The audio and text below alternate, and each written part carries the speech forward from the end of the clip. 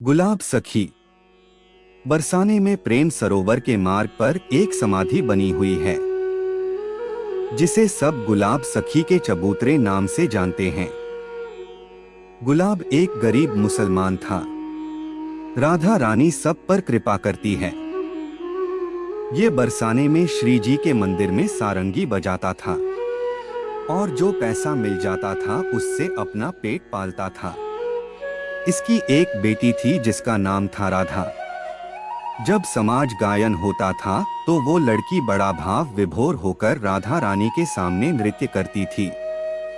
जब कन्या बड़ी हुई तो लोगों ने कहना शुरू कर दिया, गुलाब अब तो तेरी बेटी जवान हो गई है, अब इसके लिए कोई लड़का देखना। तो उस भक्त ने कहा कि राधा रानी की बेटी है, जब वो कृपा करेगी तो शादी हो जाएगी। मेरे पास इतना पैसा नहीं है कि मैं व्यवस्था कर सकूं। लोगों ने कहा कि तुम लड़का तो देखो, व्यवस्था हम कर देंगे। तो उस भक्त गुलाब ने एक लड़का देखा और बेटी का विवाह कर दिया। बेटी चली गई अपनी ससुराल। 3 दिन हो गए पर बेटी को भुला नहीं पा रहा है। खाना पीना सब छूट गया। ना सारंगी बजाई, ना समाज गायन में गया, लेकिन एक दिन रात्रि को श्री जी के मंदिर के द्वार पर बैठ गया। ठीक रात्रि के 12 बजे उसे एक आवाज सुनाई दी।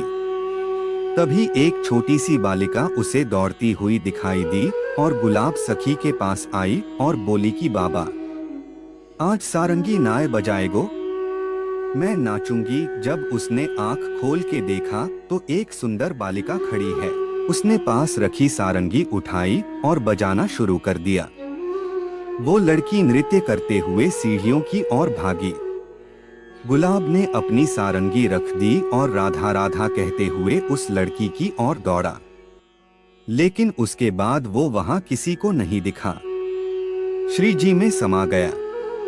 लोगों ने सोचा कि इसका खाना पीना छूट गया था, कहीं ऐसा तो नहीं कि पागल होकर मर गया हो। लोग भूल गए, महीनों निकल गए। लेकिन एक दिन रात्रि में गोस्वामी जी राधा रानी को शयन करवाकर मंदिर की परिक्रमा में आ रहे थे तो झाड़ी के पीछे से निकला। पुजारी ने पूछा कि कौन है? वो बोला, तिहारो गुलाब। पुजारी ने कहा कि गुलाब तो मर गया है। उसने कहा कि मैं मरा नहीं हूँ, श्री जी के परिकर में सम्मिलित हो गया हूँ। गोस्वामी जी ने पूछा कि कैसे? तो उसी समय गुलाब ने गोस्वामी जी के हाथ में पान की बीड़ी रखी, जो अभी अभी राधा रानी को शयन के समय भोग लगा के आए थे। इतना कहकर वो झाड़ियों के अंदर चला गया और फिर कभी नहीं दिखा। आज भी बरसाने में गुलाब सखी जी की समाधि है, जिसे गुलाब सखी का चबूतरा कहते हैं। आपके मन में ये प्रश्न हो सकता है कि उसने अपनी बेटी को याद किया था तो उसकी मुक्ति कैसे? राधा कोई साधारण नाम नहीं है, ये महाशक्ति का नाम है। जो राधा नाम लेता है उसके आगे भगवान विष्णु चलते हैं, पीछे भगवान शिव चलते हैं, दाहिने इंद्र वज्र लेके चलते हैं और बाएं वरुण उसके ऊपर छात्र लेके चलते हैं। यदि राधा नाम भूल से भी निकल जाए तो भी राधा रानी उसे अपना लेती है। जय जय श्री राधे।